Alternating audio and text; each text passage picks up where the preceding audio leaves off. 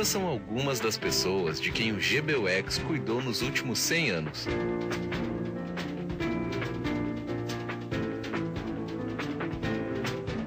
Sabe o que todas elas têm em comum?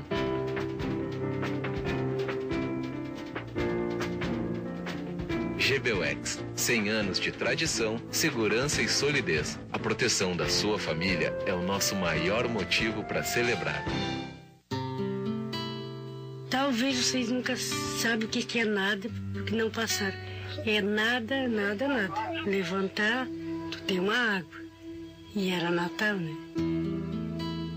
Eu criei 6 filhos sozinha, agora 7, né? Tem que batalhar muito para criar eles. O Rio Grande está superando a pobreza extrema.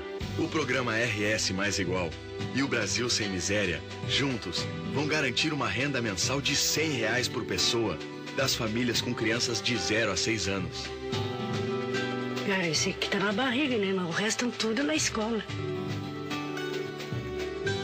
Famílias que saem da miséria para uma vida digna, para que mais gaúchos vivam melhor.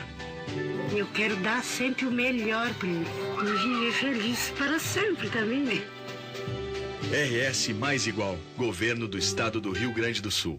Opinião 30 anos apresenta Zig Marley, num show que reúne canções de seu mais novo álbum, In Concert. Além de músicas que marcaram sua carreira e sucessos de autoria de seu pai. Zig Marley, dia 12 de abril no Pepsi On Stage. Abertura Fabão, promoção exclusiva Ipanema. Os bebedouros Fonte Nova fornecem água gelada, filtrada e em grande quantidade, ideais para a indústria, escolas e outros locais com grande fluxo ou concentração de pessoas. Ligue 3598-1488.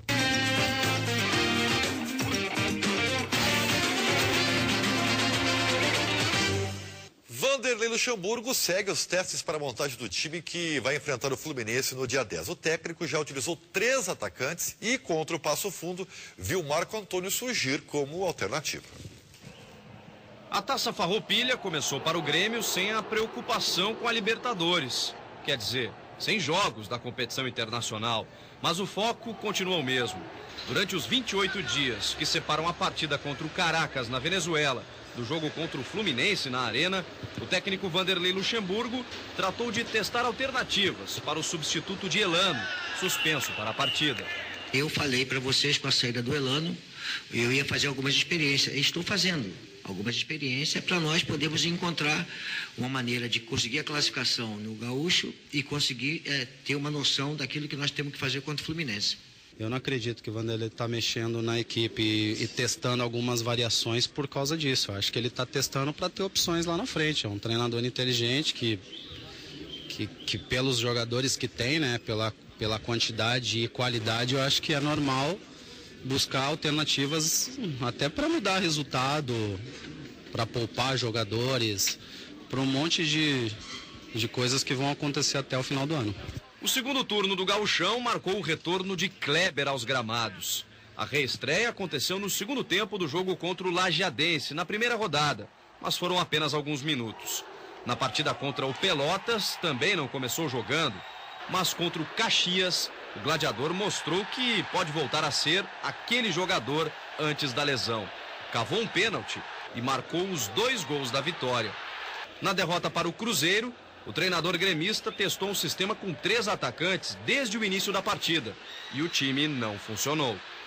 Em algumas situações a gente já jogava com 2 e aí transformava para 3, mas começar assim eu não me lembro de jogar, então a gente precisa se adaptar. O Vanderlei, se ele quiser jogar dessa forma, né, se ele achar que é importante e que tem jogo que precisa jogar desse jeito, a gente vai ter que estar preparado. Eu estou criando uma outra alternativa, que ano passado eu já tentei algumas vezes, já fiz algumas vezes. Então estou criando uma alternativa que ela pode iniciar ou pode ser uma situação que eu possa colocar dentro de um jogo. Isso já está bem definido com os jogadores que eu tenho hoje, com a volta do Kleber, com o Wellington, com o Barcos, com o Vargas. Então isso é uma situação que já está, para mim, criada, de 3 atacantes ou 4-4-2. Então o pessoal já sabe que é losango, quadrado ou 4-3-3. Então essa coisa está bem definida. Neste domingo, o Grêmio enfrentou o Passo Fundo, líder do Grupo A, mas com Marco Antônio no meio-campo e no 4-4-2. No ataque, o Gladiador fez a sua parte e sofreu o pênalti que Vargas converteu. A vitória só não veio porque Diego Miranda acertou esse chutaço de fora da área. Mesmo assim, o desempenho agradou e restam 11 dias para Luxemburgo definir o esquema para o jogo contra o Fluminense pela Libertadores. Bom, enquanto a gente vai ver alguns outros lances do jogo contra o Passo Fundo, a discussão ainda permanece focada no jogo do dia 10.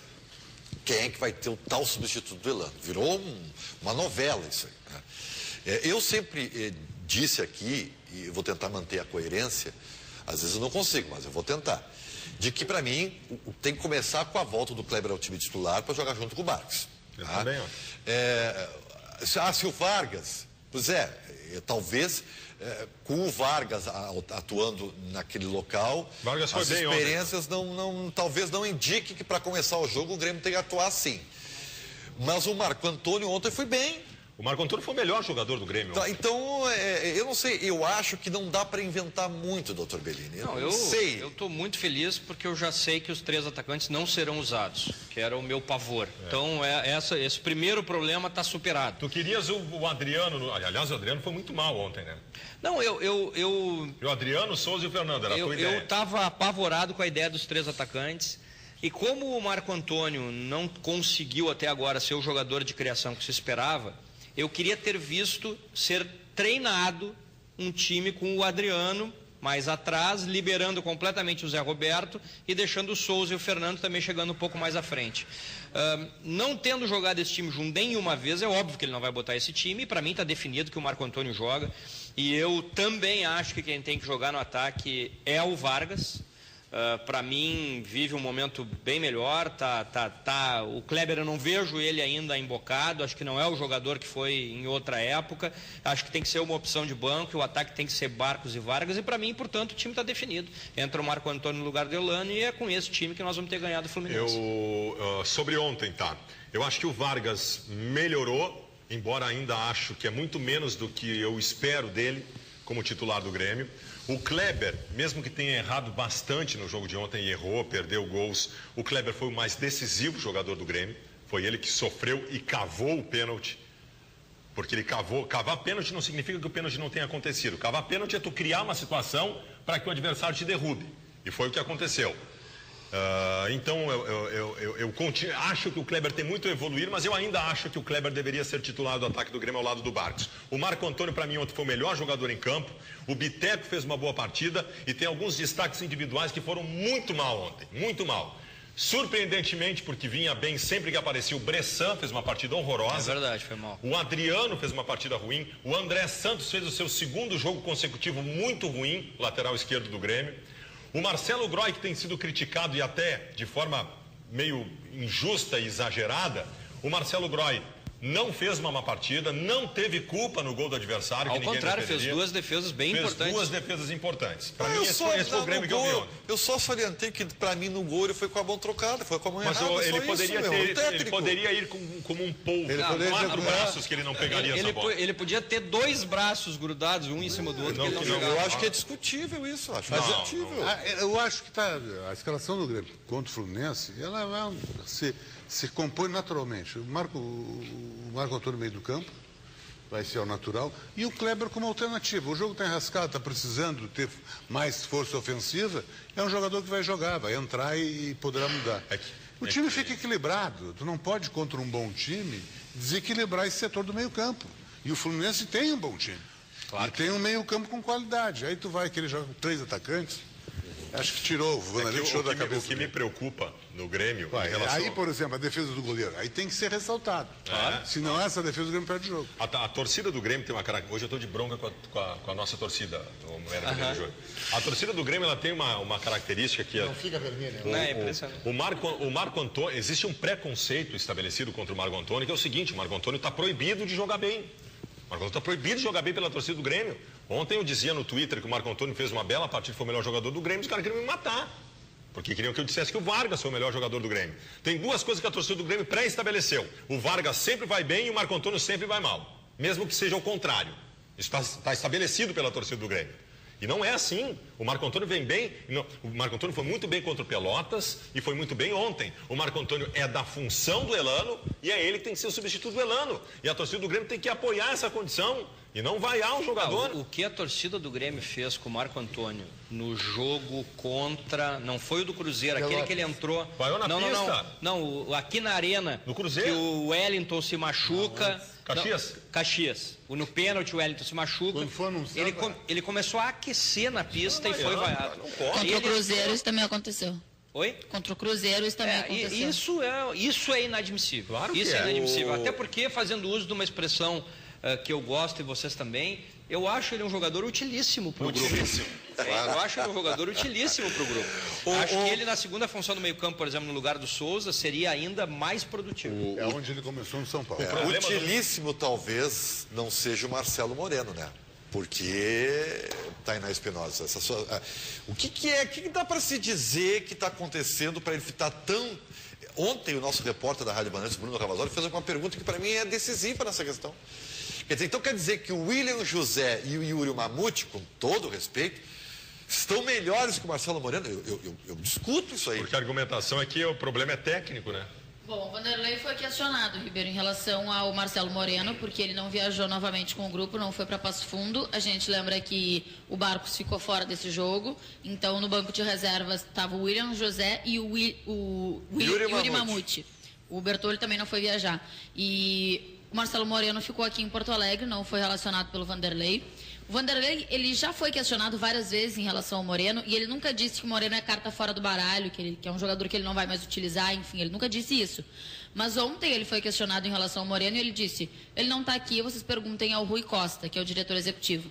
Pois bem, o Rui Costa foi depois dar uma entrevista e o Rui Costa disse que era por questões técnicas. Sim, então, no caso que era a explicação do Vanderlei.